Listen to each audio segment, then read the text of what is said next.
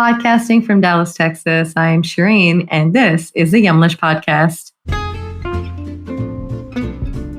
Yumlish is working to empower you to take charge of your health through diet and exercise and reduce the risk of chronic conditions like type 2 diabetes and heart disease. Through amplifying the voices of healthcare professionals, educators, and communities, we hope to share a unique perspective and a culturally relevant approach to managing these chronic conditions with you each week. Virgie Tovar talks to us about the negative effects of weight-based discrimination, the role that this discrimination plays in the quality of care received, and the intersection between health and body acceptance and body positivity.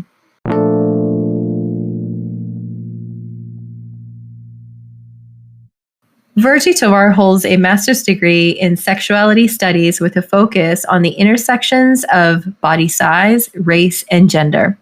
She's a contributor for Forbes, where she covers the plus-size market and how to end weight discrimination at work. She started the hashtag campaign, #losehatenotweight, and in 2018 gave a TEDx talk on the origins of the campaign. Tovar is the author of You Have the Right to Remain Fat and the Self-Love Revolution, Radical Body Positivity for Girls of Color. She's the host of the podcast, Rebel Eaters Club. Welcome, Virgie. Oh, thank you for having me. An absolute pleasure. So, Virgie, diving right in, I would love to learn about what led you to become an author, an activist, and a leading expert on weight-based discrimination and body image. I guess in short, it is certainly the issue of fatphobia is something that's very personal to me. I was always a bigger child, and I come from a bigger family. And so even though my body looks exactly the way that my family members' bodies do, I really was taught at around the age of 5 that my body size was wrong and that I was bigger than other kids because I had the wrong kind of relationship to my body and I had the wrong kind of relationship to food. And I deeply internalized that. And I did what a lot of people in my position, higher weight people, do, which is dedicate years and years and years and years to the attempt to lose weight. And I think I can honestly say I really did a lot of damage to my mental health and certainly my physical health in the process of that. And then I ended up through kind of a series of lucky accidents finding out about this thing called fat activism, which is essentially a type of activism that asks for the end of weight-based discrimination, that essentially asks everyone in the culture to understand that every single body is good and deserves to exist, and there's nothing wrong with being a bigger person or a smaller person. And that essentially it also introduced me to the really robust body of data that points to the fact that methods that are sort of focused on trying to turn a person's body into a radically different size really doesn't work. And so I think all of that together, that personal experience and how that activism really changed my life. And not only did it change, how I walked through the world and how I understood this issue, I had no idea that there was a concept called fatphobia or weight-based discrimination. I had never heard of that. I really just thought that something was actually wrong with me. Like my body didn't work the way that it was supposed to and that it was my fault. And then being introduced to the idea that no, this is a form of discrimination. It actively harms higher weight people, and that there are not only there's like legal issues going on around this. There's also cultural issues in how people see people who have bodies like me in this culture. And all of that was really, really empowering. And it changed how I saw myself, and it changed how I saw other people who are higher weight people like me. And it also changed my relationship to what a lot of people call diet culture, which is essentially this very robust part of our culture and a big industry that sort of consistently preys upon our body insecurities, especially our weight.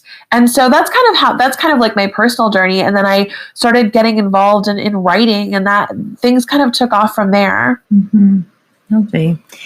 So let's talk about some of that harm. What are the negative effects of weight-based discrimination on the individual and disproportionately on people of color?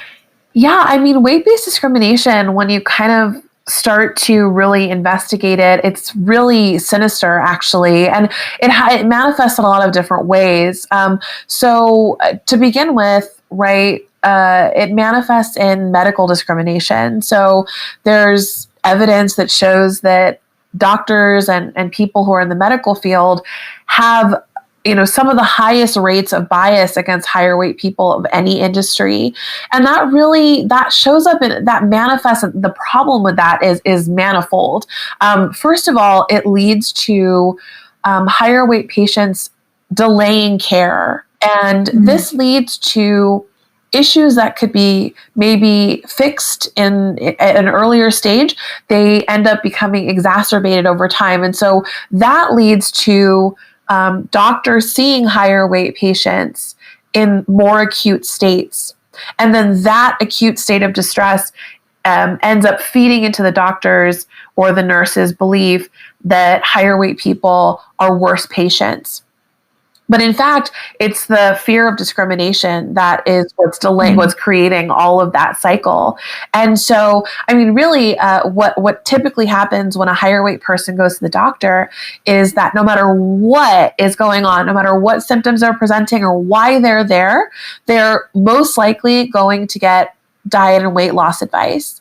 And generally speaking, longitudinally, again, this is the data, this is not necessarily me, though I obviously have this lived experience as well. The data indicate that those kinds of conversations, they don't actually lead to anything except shame. And again, that's where the delay of care ends up starting to happen. I think the other thing that we're seeing in the medical field, in the medical world, is that doctors take higher weight patients less seriously. So there's a trust issue there. And we see this with people of color as well. And this really plays out, especially with Black women.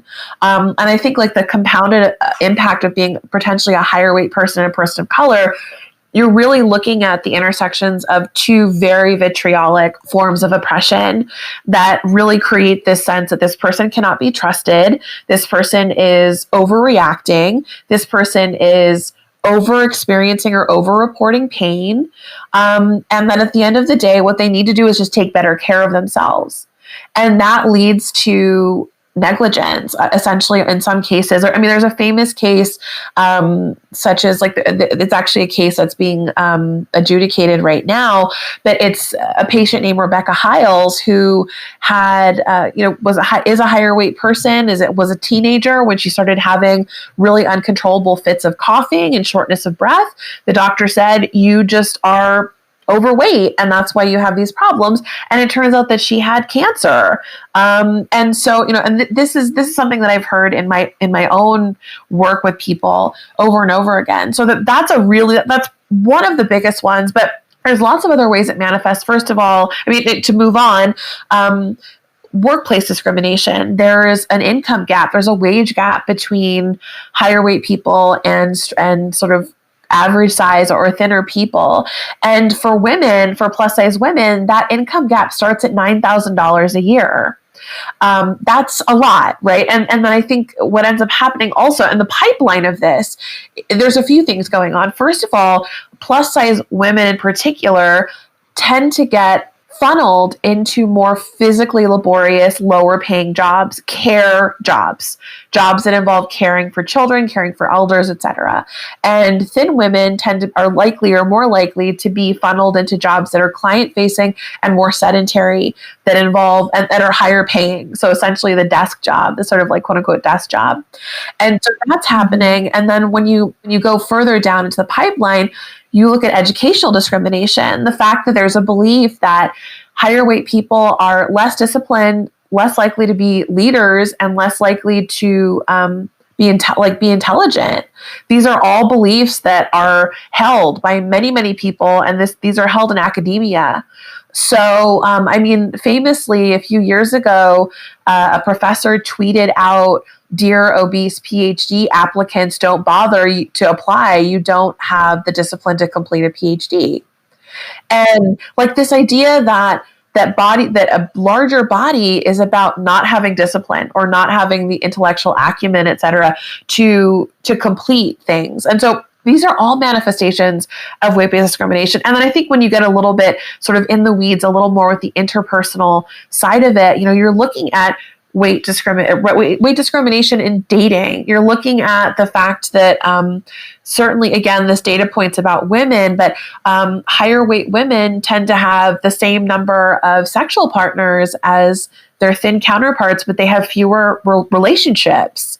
And you look at the fact, this is again a bit of a structural thing, you look at the fact that there's still a really pretty massive lack of availability of clothing. And I think specifically in areas that are like clothing and fashion for special moments that are important in our society, like try and find what like bridal wear or stuff like an outfit for a formal occasion in plus size is almost impossible. And I think it really sends a message of like who gets married, who goes to the prom, who gets to have these special important moments, like who's in the bridal party, who gets to get invited to these kinds of things. And so those are all the ways in which that manifests. And then certainly when it comes to people of color, it really is about stacked oppression. And I want to kind of point to one data point that's really distressing, which is that there's a correlation between being a higher weight man of color and experiencing police aggression and brutality. And that's a really specific intersection that is, lethal. And so I think when we really get into how weight-based discrimination impacts the individual, we're looking at that. And then I think the last thing I'm going to say, I promise, is that I think when we're looking internally, what does that impact inside the person? If we were going to sort of, really bring the lens in as close as possible, what we're looking at is a psychological reality that is permeated by shame and self-loathing, and a sense that this discrimination is your fault. And it isn't. I just want to say right now, like when someone decides to discriminate against you based on your weight, it's never your fault. But we've been taught that it is our fault. And then what that does physiologically is it creates an ongoing stress response. And a stress response is the physiological reaction to discrimination or the anticipation of discrimination. And what that does is it's literally the fight or flight reaction, which is your heartbeat starts to go up, your digestion starts to decrease, or your appetite might start to decrease. We know that in people who are restricting or dieting, the reverse can be true. You can go into comfort-seeking mode, and then that might lead to binging or eating, and then that might lead to shame, right? And so, it's just, it's really, I think what's really powerful and unfortunate about it is that it's really iterative. It sort of starts out from the biggest levels of society, and then it kind of works its way down, and then the individual is just absorbing this incredible, truly like culturally sanctioned form of hatred. Mm-hmm. Oh, that's so interesting. Where do you feel is the intersection between health and then body acceptance and body positivity? Can someone love their body and still strive to adopt health-driven practices? What is really that interplay between these two, especially for our population with chronic illnesses? Yeah, 100%. Like loving your body is, in my opinion, it's very, very, very, very congruent with any health-driven practices you might have. I mean, I think what's amazing about like, the body love or body acceptance is that you're just taking shame out of the equation. And I mean, that's always a positive thing for mental health and for physical health.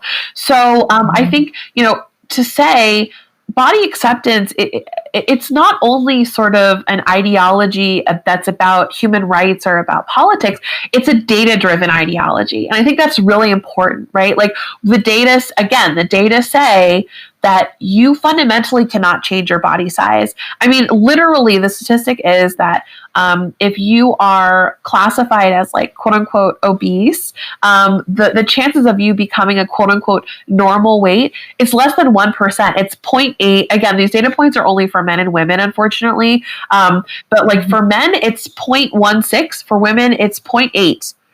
Both of them are less than 1%. So that the data are very clear that food manipulation, et cetera, do not create longitudinal changes in your body, right? The body that you have without effort, without controlling, every single thing you eat or controlling every single thing, like how you move all the time.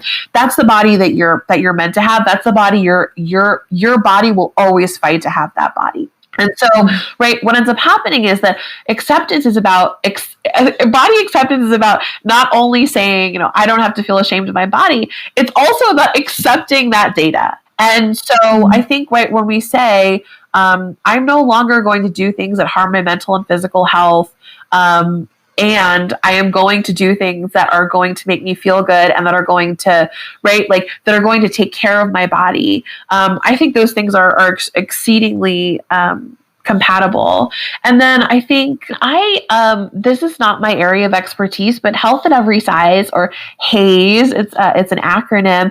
I mean, Health at Every Size is really kind of a movement that was started by medical care professionals who were advocating for weight neutral approaches in medical environments. Simply saying, right, like we are no longer going to attempt to peddle or push weight loss as a mechanism. We are going to treat patients at the body size they are. We're going to meet them where they're at. And I think the data, right? Like I think what's really powerful is an important statistic to know, right? Is an important fact to know is a lot of times when studies are done that are about health behaviors, right? They will, essentially have a control group, and they'll say, okay, we're going to have you move this many times a week, and we're going to have you eat fruits and vegetables, and we're going to have you do meditation, right? And so what will happen is, regardless of like what they've found is, regardless of whether weight loss occurs or not, we know that those practices help people all across the weight spectrum. And so I think what's important is with Health at Every Size, it's like if we take weight loss off the table and we just say, we know these practices help people, they probably help people of all sizes. And like, I think that's what I know that's really what that movement is about. And essentially sort of really focusing on the idea of weight neutrality in medical care. Now, Virgie, before you go, I know you've written a book. It's called The Self-Love Revolution: Radical Body Positivity for Girls of Color. Can you quickly tell us a little bit more about the book? And for our listeners here, we have a giveaway coming up, so stay tuned. Yeah, the book is really kind of a guidebook that talks about the intersections of, body positivity and trying to create self-acceptance and self-love as a person of color who is interfacing with the realities of like racism. And I think like for the takeaway from the book is really, there's a few of them, right? But I think one of the most powerful messages of the book is sort of saying like, there's nothing wrong with you. You are powerful beyond imagination. There's nothing wrong with your body. And I think like what's important is, for me, my big tagline, my big takeaway always is, every single person deserves to live a life free from discrimination and bigotry, regardless of size or health status. I think what's powerful is these tools, like, self-acceptance, learning how to live without shame, and not criminalizing food and your desire to eat. Like, these are things that are integral to feeling good about yourself, which you 100% deserve to do, like, no matter what, right? And I think it doesn't stop at whether or not you have a chronic illness. Like, you don't stop deserving those things just because you're managing a chronic illness. And I think that's really, really, really important. That's the important takeaway. I think a lot of people feel shame when they don't meet the health ideal, whatever our like really archaic, very narrow idea of health is. And I just want to say, like laughter, joy, delicious things that make you feel okay. Those things are 100% about health promotion, and they're 100% accessible to all of us. And I just want like that sense of you're okay. There's nothing wrong with you. That's really what the book is kind of about, and offering people, ways to think about the culture in a different way. I love it. So with that, we're toward the end of the episode, Virgie. I would love for our listeners to connect with you and know how they can connect with you and learn more about your work. Yeah, I'm really active on Instagram. I'm at Virgie Tovar, VirgietoVar. And I have a website, virgietovar.com. The podcast I host is called Rebel Eaters Club, and it's on Apple or Spotify or wherever you get your podcasts. And you can always read new articles that I've written on Forbes.com. And you can check out any of my books. I have a few books out, and I have a new one coming out in spring of 2022. Oh, lovely. And for this book, for listeners listening on here, Virgie's new book, again, The Self-Love Revolution, Radical Body Positivity for Girls of Color. We are doing a giveaway for that book. We're actually going to link up the book in our show notes here. So check it out in the show notes for this episode. Find us on Instagram, find us on Facebook to interact with our social media posts regarding the giveaway, answer their questions, and win yourself this book. And with that, Virgie, thank you so very much for your time and for all of your insights and for sharing that with us here today. Yes, of course. Thank you. We hope you enjoyed this week's episode with Virgie Tovar. We had a great time. Make sure to check out her book and share this interview with a friend. Before we go, here's a clip with registered dietitian Candace Jones. Make sure to tune in next Thursday for the full interview and a great episode on the Yumlish podcast.